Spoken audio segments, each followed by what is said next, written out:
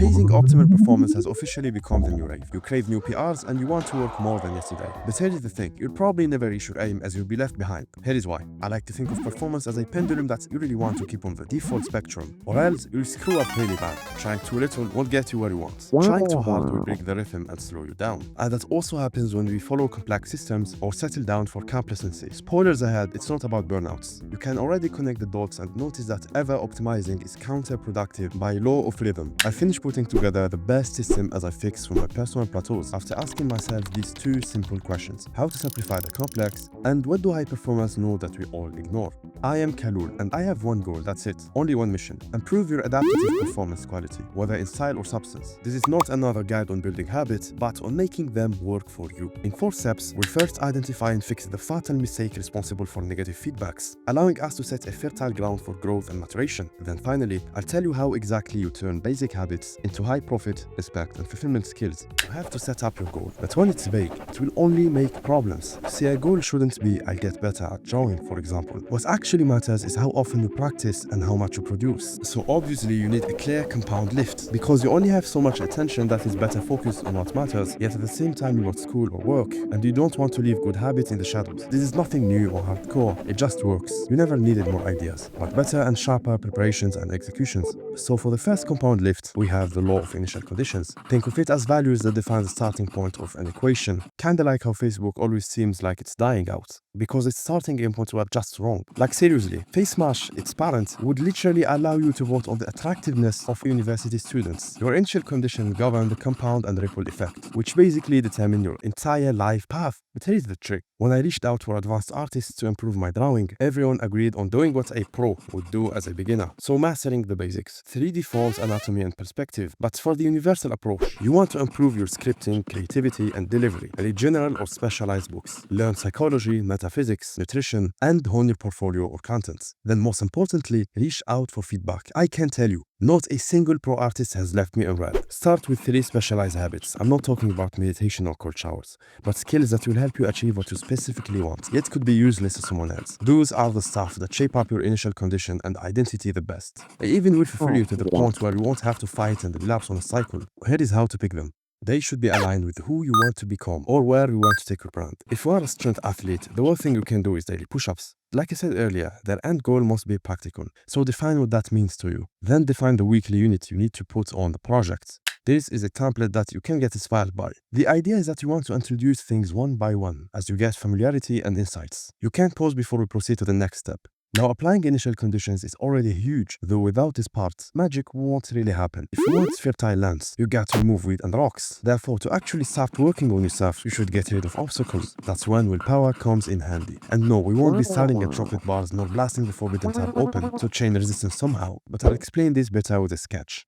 Let's assume you have a bond held by dowel joints. When they rot, you gotta replace them to keep the structure secured. So you could remove and change the peg, which is inefficient because it might damage the joints. But instead, take a new dowel and hammer it right into the old one. Now that's better. And this is how you should approach habits 80% of the time. Because our brains can't recognize bad or good habits, but rather actions and or cues that fire up the dopaminergic pathway. As an addition, according to the ironic process theory, the more you fight an urge that is especially taboo or standing out, the stronger it becomes. However, this is not to say that willpower can't be trained. Remember that it is a complete body rather than a muscle, contrary to popular belief. But hear me out. Have you ever tried to resist an urge? Then another one came about and find yourself unable to control yourself anymore. After that, you relapse and call it a day because you spent all of your energy on one muscle. So it makes sense to train it with compound lifts. But to break off ruts or setbacks, I made a very quick 3-step reminder. It's not a lifestyle, but something you do here and there when you feel the most off track. So first of all, clean your basements. While some actually eat social media to scratch an itch, others from peer pressure.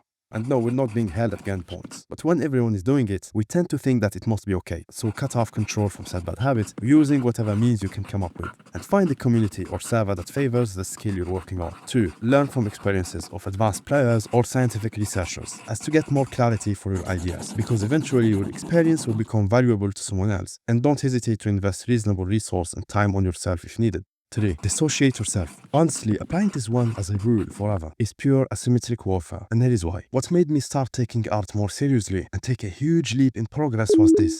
Finally, dissociating from the complete beginner archetype. I activated the cheat code, but you need a strong evidence because I know you hate lying to yourself, and so do I. Talk about asymmetric warfare. The key to become cheetah fast is to work to failure almost every time. That's it. Enough with over planning and chill performance. You want intensity and speed. But to hit failure consistently without training off, the secret is in street lifting philosophy. The best street lifting mutants use the Russian progress overload method, which is adding weight in the next session depending on the last dip or pull-up set. Statistical attention should be devoted to when your brain gets numb. That's training to failure for the mind. You don't chase the zone, you go after failure. And that is how you experience flow state. Default performance standards go through the roof. You will make progress no matter how burnt out or miserable you are. Here is your actionable step. Start by setting up your work periods, but I personally recommend staying under 75 in, 15 out. When you don't use bouts, you'll convince yourself you've got all the time in the world, and trust me, you'll never reach failure this way. Secondly, you want to assess the time spent per task. There is something an impressionist artist taught me recently.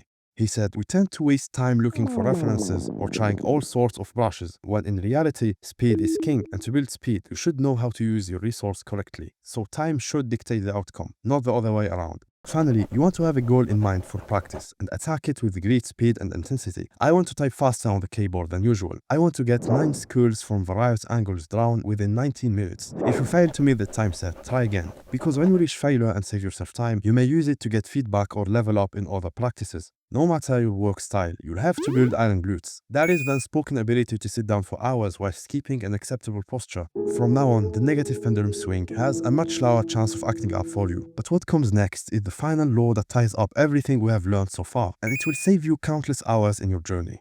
The termination law explains that to go forward, you should let go of things to focus on others. So now you have 3 fancy ways to transform any habit or practice. The way of discarding is the easiest to apply. You want to simply get rid of a habit or practice when it no longer serves its purpose. For example, a beginner artist draws daily sketches to build consistency. Therefore, when consistency has been built, it makes sense to drop it. But sometimes we keep them there for no reason. So to fight that off, you should make a slight conscious effort to know what goes in the trash. This will definitely separate you from those who wait for the stars to align, am I right? Now, the way of the autopilot is where most routines enter, at least more than half of the time, because the brain, unlike your bank advisor, loves efficiency. It takes weight off the prefrontal cortex to the basal ganglia to streamline actions into automatic routines. But this process is unpredictable. Name me one person who can predict when automation can happen, so you can take control and force this process yourself by not using alarms or trackers anymore, making it only come up from memory. Successfully entering your unconscious, it becomes part of your identity and seamlessly blend into your life. Now, to become a master and get that edge many are lacking, you will have to obsess over one skill and progress so fast that you will leave everyone else behind the dust, to the point where even advanced players will be wondering why you're catching up to them so fast, and in no time they'll be the ones asking you for advice. What was once a quick sketch becomes refined pieces daily, because you have to hone your craft over and over again. The biggest of all advices I can give you to reach quick mastery is to get frustrated. Hear me out.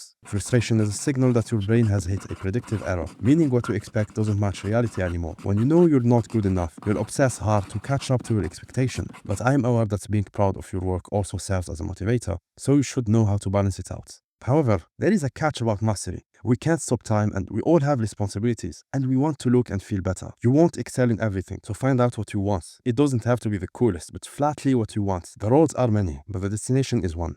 To recap, intensity, production rate, and frustration should dictate your performance, not freshness and not how good you feel about your performance. If you apply what you just learned, you are the chosen one, because I can guarantee that almost no one will. I did my best to keep things practical and novel. Anyway, like a certain art teacher says, pay the class fees, comment, like, and subscribe. Yep, that's the price. Seriously, the algorithm wants that, and so do I. Peace.